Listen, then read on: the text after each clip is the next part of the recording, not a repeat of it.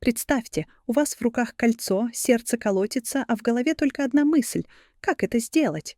Каждый мужчина в мире, когда решает, что нашел свою единственную, сталкивается с этим волнительным моментом. Но то, как он будет предлагать брак, зависит не только от его личной фантазии, но и от целого культурного багажа его страны.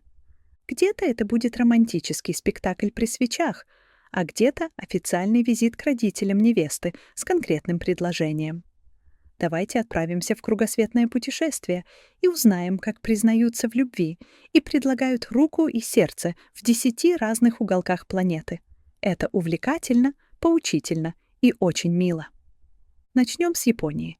Кокхаку — это больше, чем просто предложение. В Японии все очень деликатно и продуманно. Прямой вопрос «выходи за меня» без предварительных этапов может быть воспринят как грубость. Как это происходит в жизни среди японцев? Процесс называется кокхаку, что буквально означает «признание».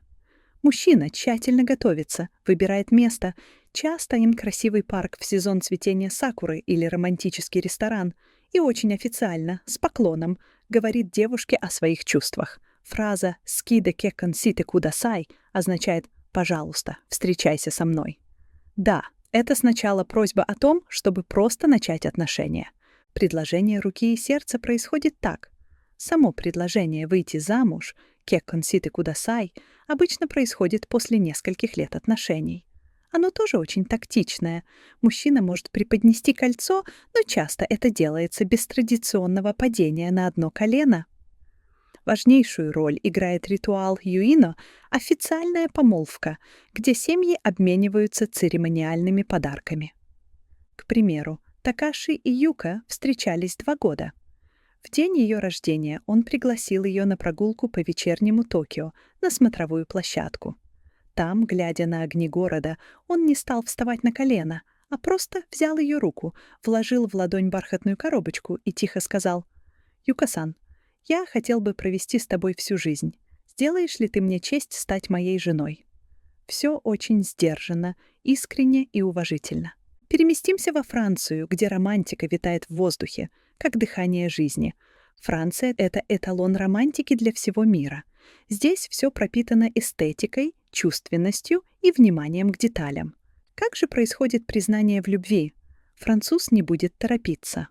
Он будет долго ухаживать, очаровывать, говорить комплименты. Признание в любви «je t'aime» — это серьезный шаг, который означает начало глубоких отношений.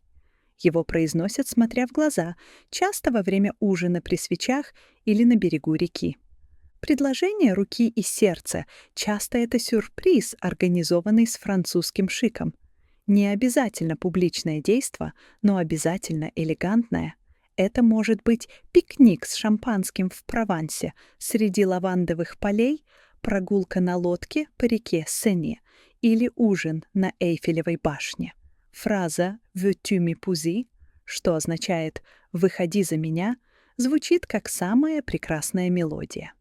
К примеру, Пьер заказал столик в маленьком ресторанчике с видом на освещенную Эйфелеву башню.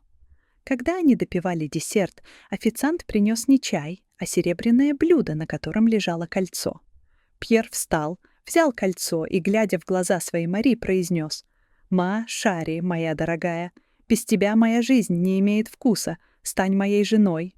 Как изысканно, страстно и поэтично. Третья страна — это Кения, племя Масаи, подарок, который нельзя вернуть. У народа Масаи в Кении все предельно практично и символично.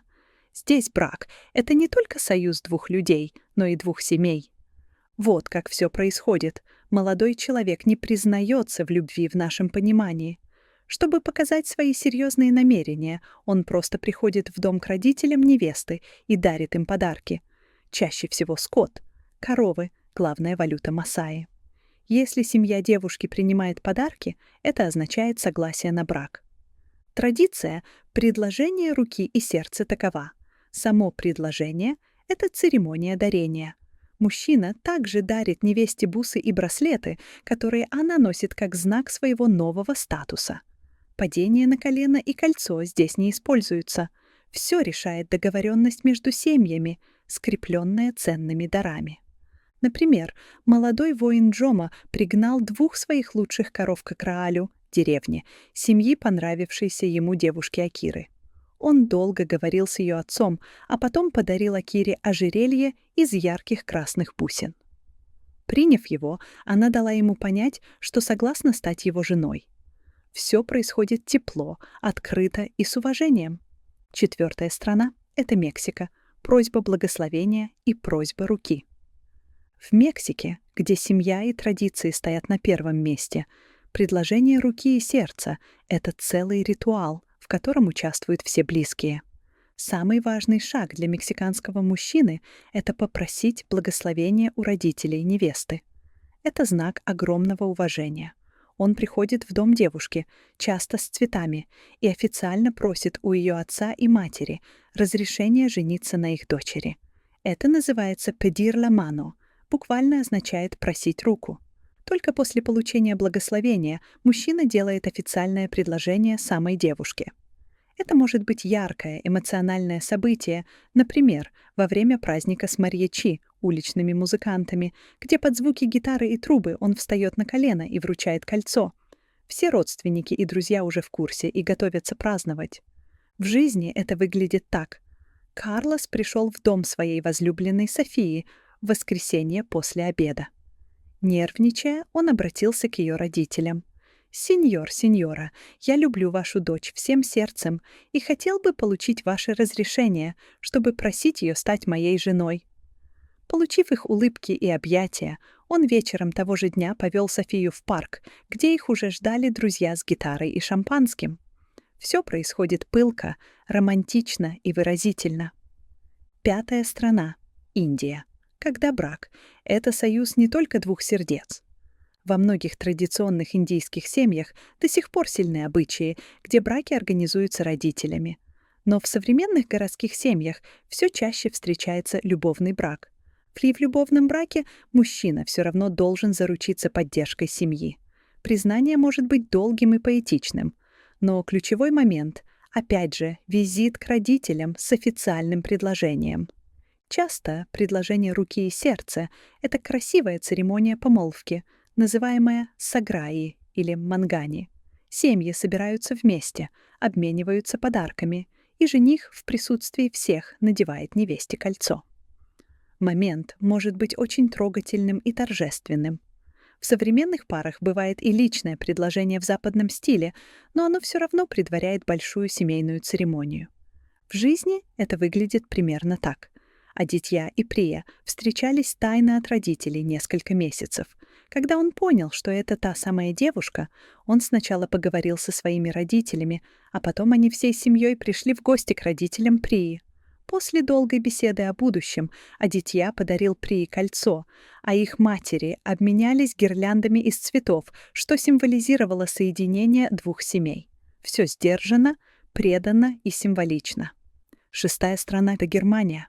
Практичность и искренность. Немцы ценят прямоту, честность и практичность. Это отражается и в вопросах любви.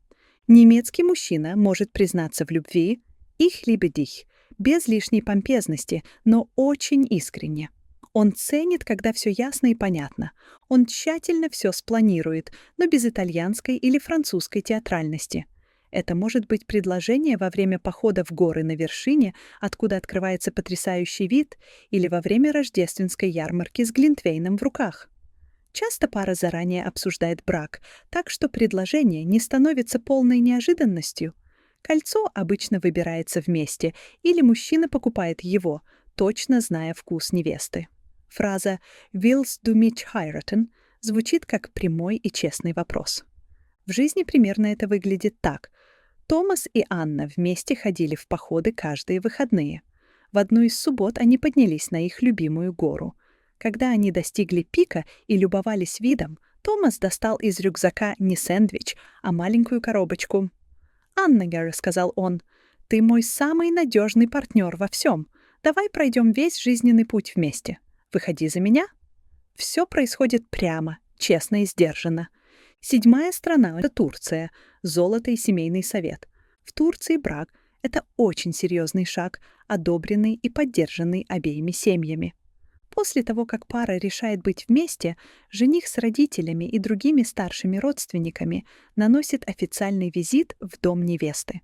Это называется «сөз кесими», что означает «помолвка».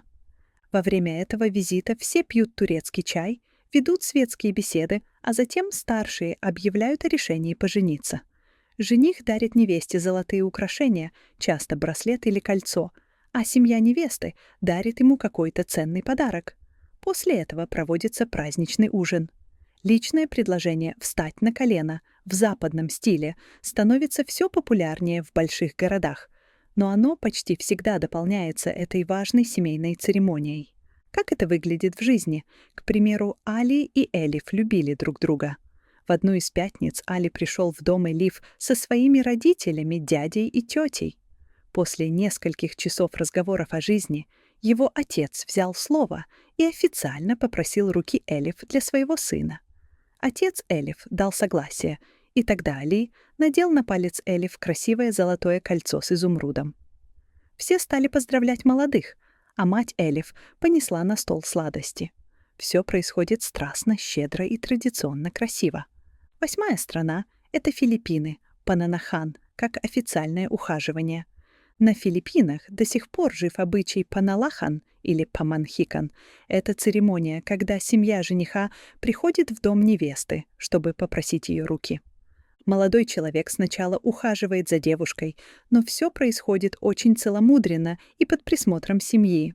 Когда он чувствует себя готовым, он просит своих родителей организовать визит. Семьи собираются за большим столом, уставленным едой.